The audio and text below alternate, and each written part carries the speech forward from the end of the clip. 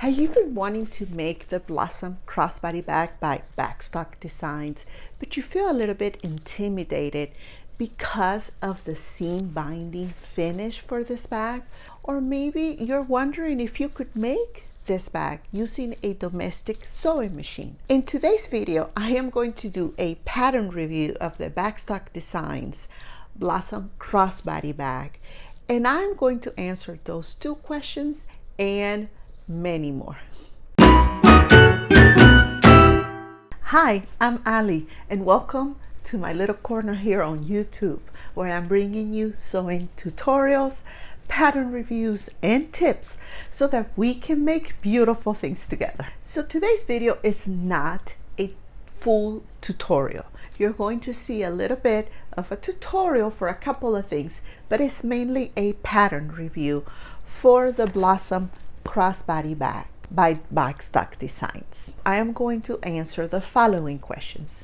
What materials and tools I used to make these two bags? What did I like about the bag and the pattern instructions? The things I changed from the pattern and how did they work out? And I'm going to show you how to implement those changes just in case you also want to do them. And for the purpose of this video, I am going to call this Blossom Crossbody Bag bag number 1 and this one bag number 2. And you'll see why in just a moment. If at any time you are learning from this video, would you please hit the like button and consider subscribing? That way you can receive more videos like this one.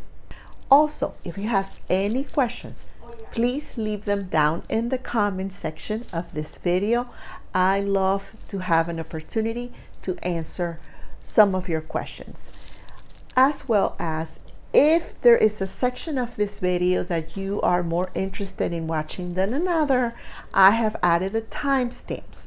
So you can just click the timestamp down in the description section of this video and you can jump to that section of the video. Other than that, I think that's everything. Okay, let's watch this video now.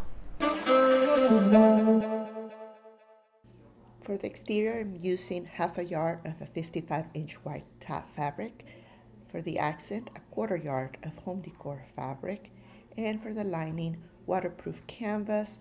This one is a little bit thinner than the regular waterproof canvas, but it works just fine because you don't need interfacing. I use weft interfacing, some fusible fleece. All you need is a small piece. Decor heavy. Zipper by the yard. You need 2 pieces with 3 zipper pulls. You can use standard magnetic snaps. I will be using the magnetic rivets from Camp Snap, so I have my dies for that. And I will be using the 8mm rivet for my straps, also using my Camp Snap. Lastly, you'll need 2 1-inch D-rings and 2 swivel hooks, also 1 inch, and a slider, a 1-inch slider. You can use a small swivel hook, that's optional. Other notions include a quilting ruler, a rotary cutter, erasable marking pens based on your color of the fabric, or chalk. You will need 1/4-inch double-sided tape. Fray check I use all the time. Fabric glue is optional. A seam ripper, and pins or clips. And you will need a 1/4-inch foot. Okay. You may need a Teflon foot if you are using some sort of faux leather or vinyl. And you will need a zipper foot. Definitely the zipper foot. This is my preferred zipper foot. I like that it's very skinny, so it's easy to get through any area in the zipper. You will need to definitely have an iron to press not only the interfacing to your pattern pieces, but also during the assembly of the bag, you will need to be pressing some things. So make sure you have a hot iron. Now for bag number 2, I used the Brother SE 1900. This is a combination machine. It's a sewing and embroidery machine. So I made the entire bag using this sewing machine, which is a domestic machine. Now for bag number 2, I used water resistant canvas, which is a little bit thinner than the waterproof canvas. So I don't know if that had anything to do with the fact that I was able to use the Brother machine with no problems whatsoever. So if you are using a lighter weight fabric and not using faux leather, I think you will have no problem using a domestic sewing machine. Oh, and before I go on, if you like what you see, would you please hit the like button and consider subscribing so you can see more videos like this one. So now let's talk about the actual bag and the pattern. This bag, I love the size of it. It's not too big and it's not super small. You can easily fit here your cell phone, some makeup. You can have, because you have this front pocket and you have another pocket in the back, and on the inside you have a slip pocket. The original pattern also says to do some card slots. I didn't do that. I'll go over that in just a moment. This flap pocket is definitely very convenient because you can just slip your cell phone here or your keys or receipts, anything like that. So it is a very, very convenient and super sturdy little bag. It feels heavy, it feels strong, and that's a nice feeling sometimes when you, for certain bags, and it's definitely a good feeling for this one. The crossbody feature, I love a crossbody bag. So that is one of my favorite things about any bag. I usually try to make it as a crossbody. About the pattern itself, her patterns are extremely easy to follow. Like, they are so detailed, so easy to follow, so many pictures. You really do not need a video. The pattern designer does not have a video tutorial for this pattern, but to be honest with you, her instructions are so clear that they're not really needed.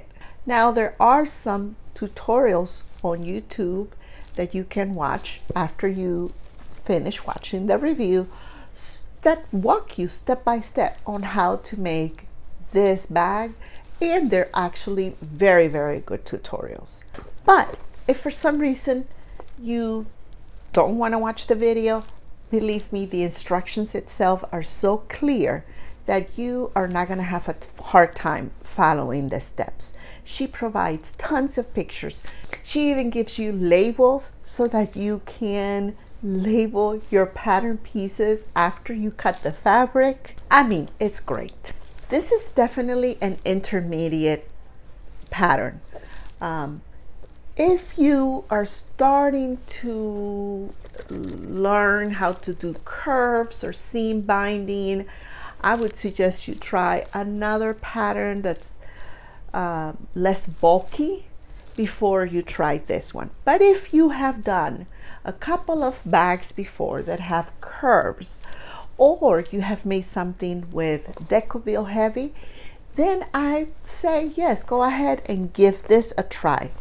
Now the Decor heavy makes it really sturdy, so when you're doing the seam binding on the inside, it could get a little tricky to work, but just take your time and you'll be able to do it. And talking about the seam binding, I'll go over more details about the seam binding later on in this video. One thing that I really like about this pattern is that you still have the ability to modify it a little bit. For example, you don't have to do the front flap pocket. You don't have to do the zipper pocket on the back. You can actually add the zipper pocket inside the lining. You can do 2 slip pockets. You don't have to do the card slots, which is exactly what I did for neither one of the 2 bags that I made. So you definitely can modify this bag to make it more to your own liking. Okay, so let me tell you about the things I changed from the original pattern. So I did the strap following the measurements from the original pattern. After I finished the strap, I really wasn't too happy with the length of it.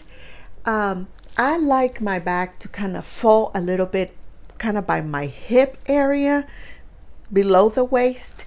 And when I wear this, it's right at my waist. And I am not a tall girl. I'm 5'5". So I decided for bag number 2 to make the strap a lot longer, as you can tell.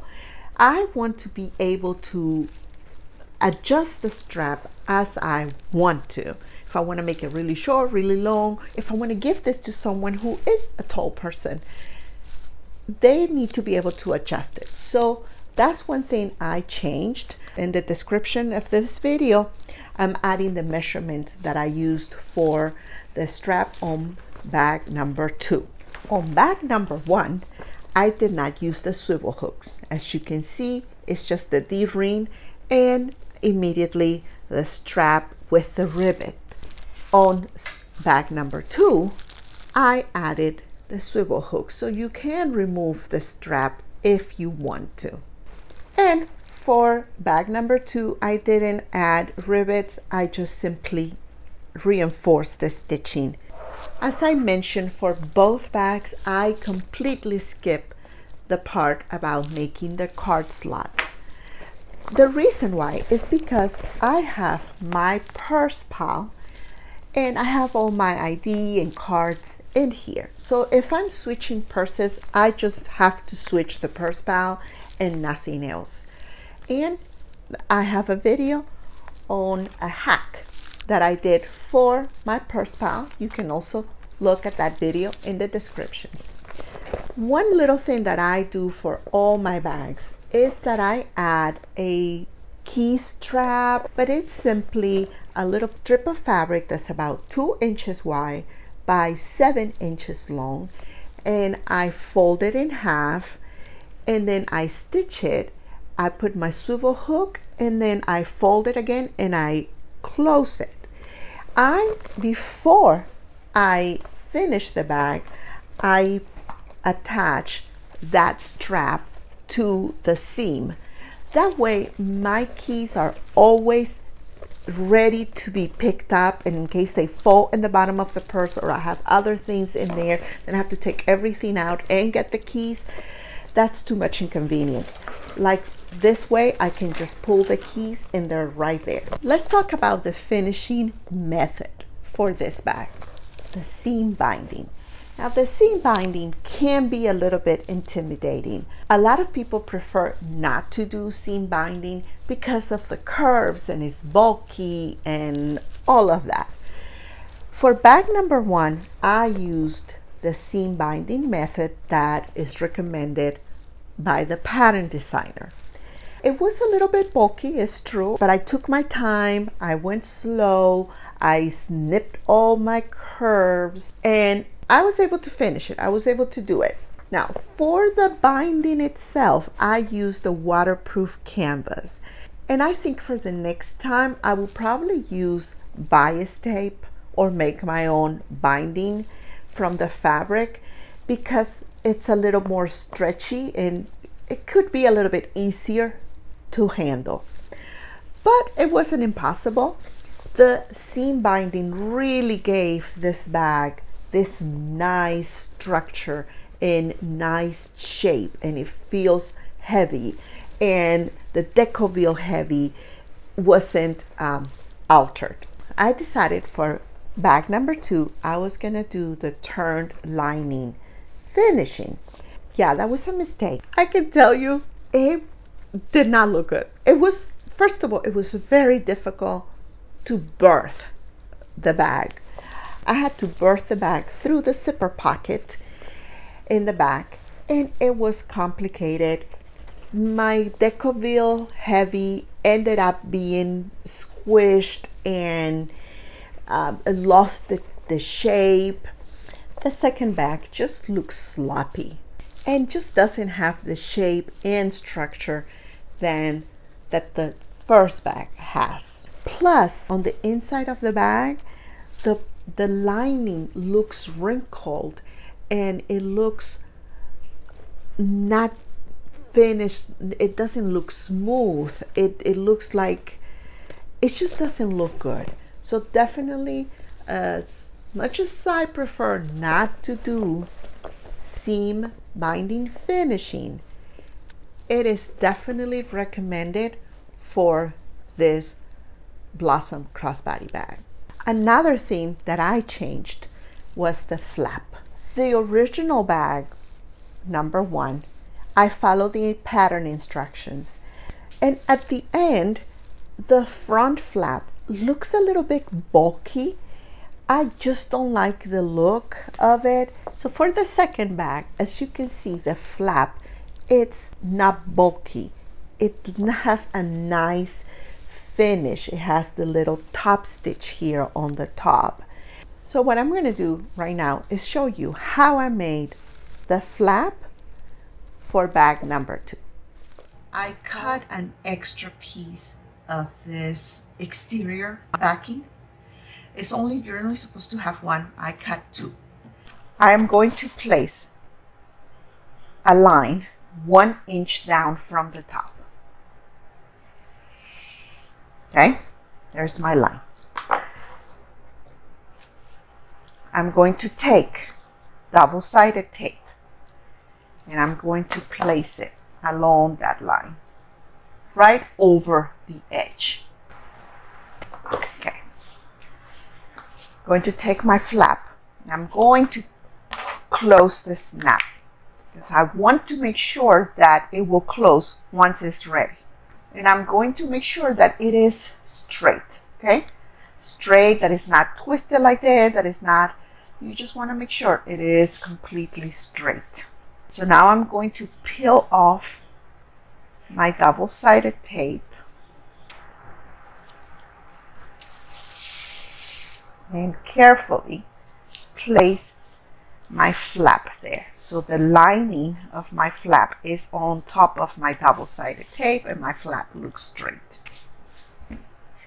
Now I'm going to take one of my exterior back tops, right sides facing down, so right sides facing each other here. You're going to take the top edge and you're going to align it right there at the edge of your double-sided tape. It's not only going to be on top of the double-sided tape, but they're going to match the bottom edge of your exterior back top and the top edge of your exterior flap. They're going to match. Because when you fold it, you want to make sure the round edges match the round edges of your exterior. Okay, so there you go. Now you're going to take it to the sewing machine and you're going to stitch it at 1/4 of an inch seam allowance right here on the top, 3mm stitch length.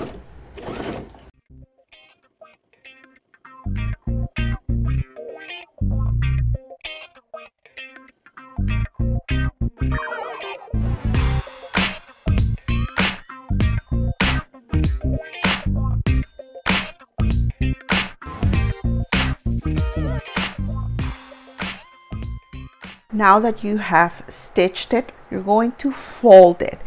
And you're going to fold it up and you're going to match it to the top edge and the round corners. And you're going to pin it. So you're going to have a little bit of fabric like that, and it's okay. Okay, that's about 3/8 of an inch. That's the seam allowance. So just make sure that everything looks straight. This is the time that if for some reason the flap is crooked or something is crooked, this is the time to remove the stitching and make sure that everything looks perfect.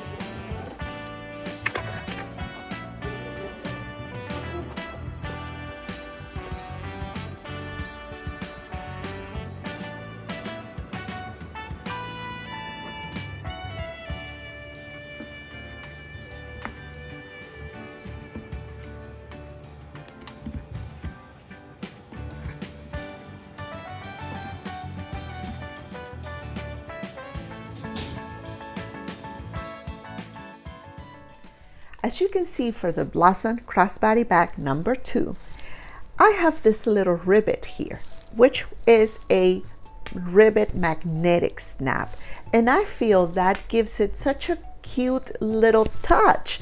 I mean, you can use a standard magnetic snap and it will be flat like this. You can also use a twist and lock, but I decided to use this rivet magnetic snap. Now, if you want to learn how to install the rivet magnetic snap, go check out my next video.